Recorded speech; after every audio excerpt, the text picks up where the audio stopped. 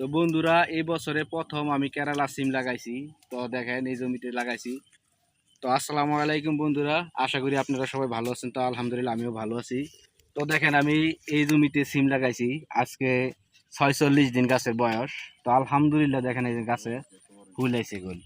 তো এই সিম মনে লাগানোর কারণ হলো যে সিমটা ফলন বেশি, তো ছোট গাছে আসে।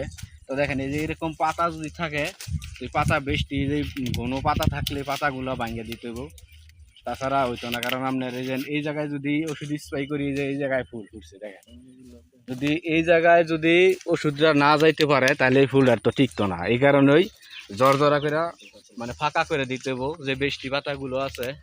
তো উত্তরবঙ্গ নাটোর জেলায় আমার বাড়ি, গ্রাম আউরাইল।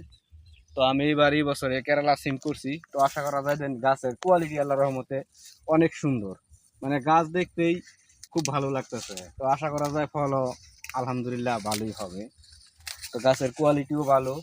তো আপনি যদি পুরো জমিতে ঘুরে ঘুরে দেখায়, তো দেখেন সাথে আমি চিচিঙ্গা দিয়েছি। কারণ চিচিঙ্গা দেওয়ার কারণ হলো মানে যে ওষুধ খরচটা আমার সিমের মধ্যে দিমু, সার ওষুধ দিমু, তো এইগুলা মনে হয় যে চিচিঙ্গা দিয়েই আমার হয়ে যাবে। তো এই কারণে মনে হয় যে কেরালা সিমের ভিতর আমি এই চিচিঙ্গা দিছি। তো আপনারা চাইলে এভাবে উঁচু জাংলা দিবেন। তো উঁচু জাংলা দেওয়ার কারণে মনে হয় যে চলাফেরা করে আরাম।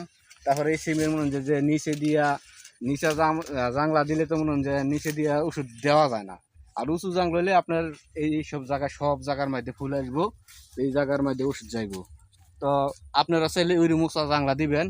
আর যদি ভিডিওটা ভালো লাগে তো সবাই শেয়ার করে পাশে থাকুন। সবাইকে ধন্যবাদ।